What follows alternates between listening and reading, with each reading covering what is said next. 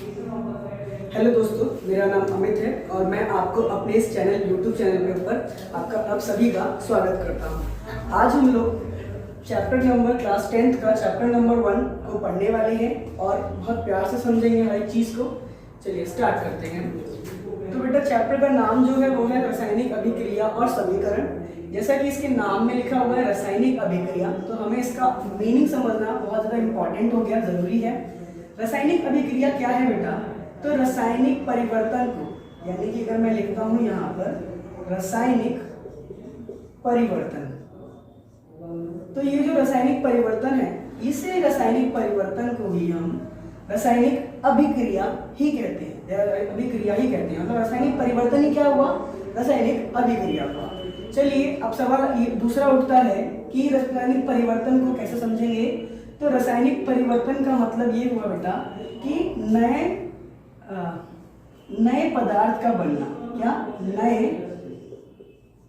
पदार्थ का बनना, यानी कि जहां कहीं पर भी रासायनिक अभिक्रिया होगी उसमें एक रासायनिक परिवर्तन देखने को मिलेगा और उस रासायनिक परिवर्तन में हमें एक नया पदार्थ भी मिलेगा और जिसके पास क्या होंगे बेटा?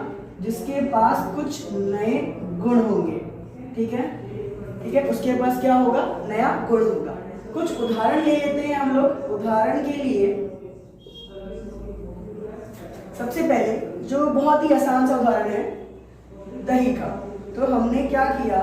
दूध से हम सब जानते हैं हमारे घरों में दही बनता है, ठीक है ना। तो ये जो दूध है बेटा वो किस में परिवर्तित हो गया है? दही में।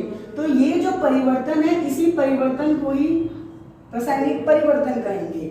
और इसमें आप देखेंगे कि एक नया पदार्थ बना है और इसके पास अपने कुछ नए गुण हैं। दूध के गुण दही के गुण से बिल्कुल ही विपरीत हैं, बिल्कुल ही अलग हैं। तो ये जो परिवर्तन हुआ ये रासायनिक परिवर्तन हुआ। समझ में आ गया होगा। चलिए एक और एग्जांपल ले लेते हैं, आशा करते हैं आपसे। आटे से रोटी को बनाते हैं हम लोग अपने घरों में। तो आटे से रोटी का बनना भी एक प्रकार की रासायनिक अभिक्रिया है और आप देखेंगे कि आटा रोटी में परिवर्तित हो गया, यानी कि चेंज हो गया, यानी कि रासायनिक परिवर्तन हुआ। कैसे? आटे को खाने से हमें कोई भी लाभ नहीं है, रोटी को खाने से हमें लाभ होता है। कैसा लाभ होता है? हमें उसमें ऊर्जा मिलती है, शक्ति मिलती है। तो ये जो उदाहरण हमने आपके सामने रखे, ये कैसे उदाहरण है? ये रासायनिक अभिक्रिया के उदाहरण है, पर ये बहुत आसानी से समझने वाले उदाहरण है। बहुत आसानी से हम समझ सकते हैं कि यहाँ पर नया पदार्थ ही बना है। चलिए इसकी बात कर ली अब हम लोगों ने। अब आगे क्या? तो देखिए क्या होता है कि ये तो मैंने जो एग्जांपल लिया ये तो आसान से थे, बट हो सकता है कि आगे जब हम रासायनिक अभिक्रिया के उदाहरण देखें तो हो सकता है हमें ये चीज समझने में थोड़ी सी मुश्किल हो जाए। तो उस जगह पर हम क्या करते हैं? हम रासायनिक परिवर्तन की कुछ पहचान को समझेंगे, जिससे हम ये बता पाएंगे कि वहां पर रासायनिक अभिक्रिया हुई है। तो इसके लिए हम इसको रफ करते हैं और आगे चलते हैं। तो देखते हैं आगे कि आगे क्या है। तो रासायनिक अभिक्रिया आई थिंक आप सभी को समझ में आ गया होगा। तो अब हम बात करते हैं इसकी पहचान कह लो या पहचाने कैसे। हम रासायनिक अभिक्रिया को पहचानेंगे कैसे? तो सबसे पहला तो वही कि वहां पर क्या होना चाहिए? नया पदार्थ बनना चाहिए। अगर उस अभिक्रिया में नया पदार्थ बना तो वहां पर रासायनिक अभिक्रिया हुई। दूसरा जो होना चाहिए, उसमें हमें रंग में परिवर्तन देखने को मिल सकता है। और क्या मिल सकता है हमें? उसमें हमें अवस्था में भी परिवर्तन देखने को मिल सकता है। ठीक है, उसमें हमें तापमान में परिवर्तन देखने को मिल सकता है। और पांचवा जो कि है गैस में उत्सर्जन या गैस का उत्सर्जन, यानी उस अभिक्रिया से कुछ गैसेस भी क्या हो सकती है? निकल सकती है, इसे कहिए उत्सर्जन। तो ये 5 ऐसी पहचान है जो रासायनिक अभिक्रिया को दर्शाती हैं, जिससे हमें ये पता चलता है कि वहां पर रासायनिक अभिक्रिया हुई है।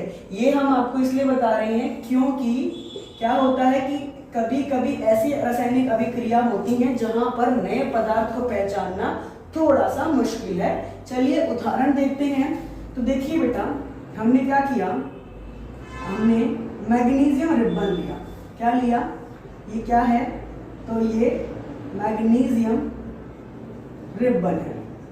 अब मैग्नीशियम क्या होता है, तो भाई एक प्रकार का धातु है और धातु से बनी हुई एक कोई चीज है, बिल्कुल किस साइज की, तो आपने चौक देखा है स्कूलों में, चौक के आकार का है।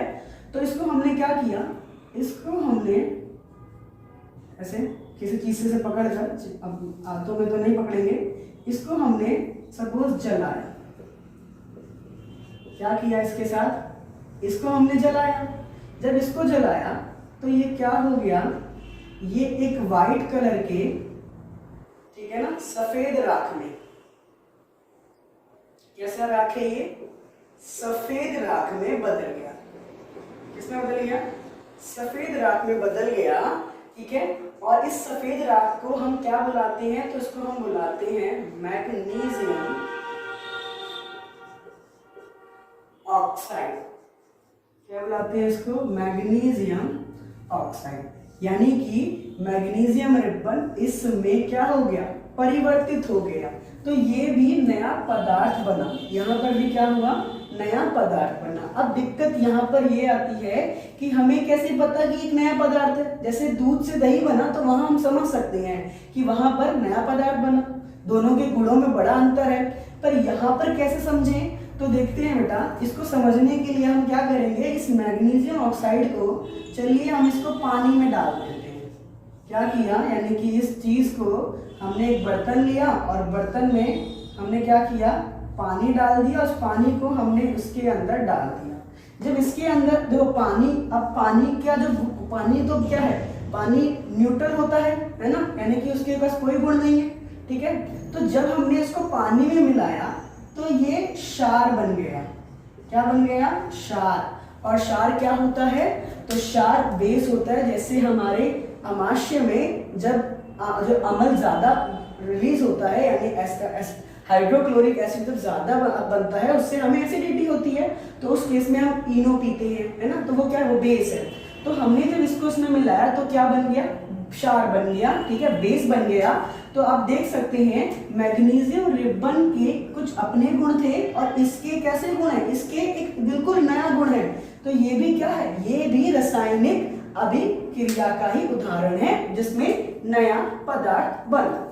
तो इस जगह पर हमने इसको कैसे समझाया, तो यहाँ पर दिखाया कि नया पदार्थ बना। ठीक है ना, चलिए यहाँ पर दिक्कत होती है, तो इसी चीज को समझने के लिए ये जो चबाकी की जो चार पहचान है ये काम आती है। ठीक है, इसको मिटाते हैं और आगे रफ करते हैं और समझेंगे। ठीक है, उम्मीद करता हूँ आपको आप सभी को पहली पहचान जो है इसकी अभिक्रिया को कैसे पहचानते हैं वो समझ में आ चुका होगा। तो बाकी की जो चार पहचानें बची है उसको ऑलरेडी समझाने के लिए पहले से लिख दिया है मैंने, ताकि आपको जल्दी समझा सकूं मैं। देखिए हमने क्या किया, दो परिनालिका ली। दो परिनालिकाओं में हमने पहले वाली परिनालिका में लेड नाइट्रेट और दूसरी वाली परिनालिका में पोटेशियम आयोडाइड के दो अलग अलग विलयन लिए हैं। जब इन दो विलयनों को, ठीक है, पहली परिनालिका में लेड नाइट्रेट, दूसरी में पोटेशियम आयोडाइड, जो कि ये दोनों के दोनों ही कैसे हैं, तो ये रंगहीन है, यानी कि इनका कोई रंग नहीं है, ये सफेद कह सकते हैं इनका। ठीक है ना, यानी दोनों के दोनों कैसे रंगहीन है। तो जब इन दो रंगहीन विलयनों को विलयनों को जब मिलाया गया तो हमने क्या देखा कि उसके अंदर रंग में परिवर्तन आया, उसमें पीला अवशेप बना। अवशेप क्या होता है, ठोस पदार्थ। अगर हम इसे कहें तो कोई भी जब ठोस पदार्थ बनता है तो उसे अवशेप कहते हैं। ठीक है, तो हुआ क्या कि जब दो विलयनों को मिलाया गया तो इन दोनों को मिलाने से इन दोनों के बीच में रासायनिक अभिक्रिया हुई। और उस रासायनिक अभिक्रिया को हमने कैसे पहचाना, तो हमने ऐसे पहचाना कि वहां पर रंग में परिवर्तन हुआ, साथ ही साथ हमें अवस्था में परिवर्तन हुआ। इस रंग में का ये जो पीला रंग अवशेप बना उसका नाम है लेड आयोडाइड बना, जो कि पीला अवशेप है। और दूसरा उसमें पोटेशियम,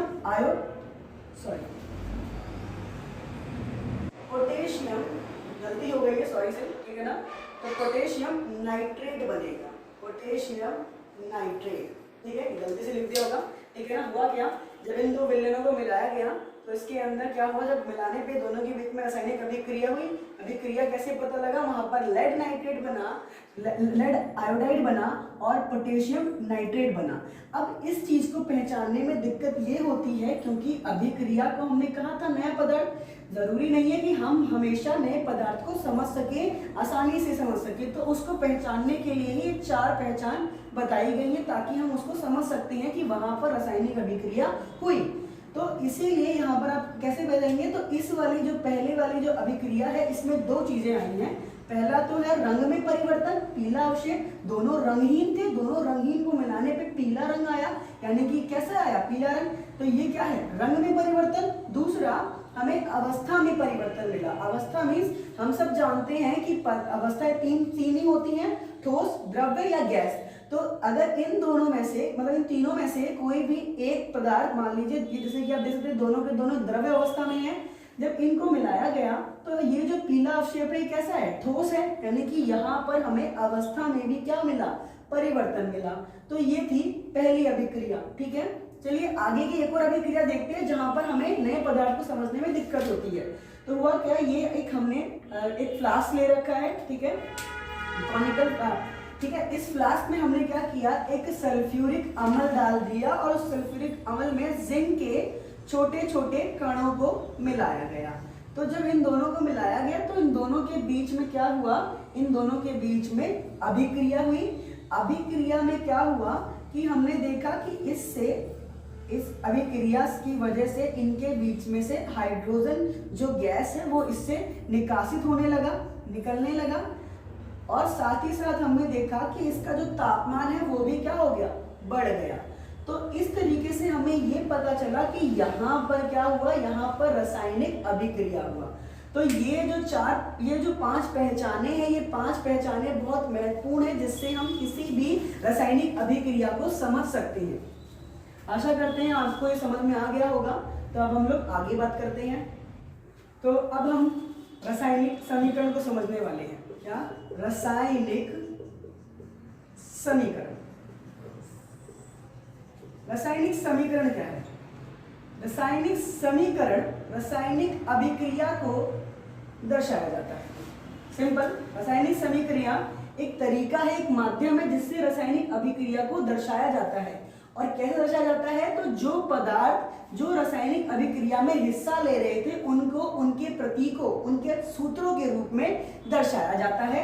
एक उदाहरण से समझते हैं इसको हम लोग। तो उदाहरण के माध्यम से, जैसे हमने अभी थोड़ी देर पहले ही सीखा कि जब हमने मैग्नीशियम रिबन को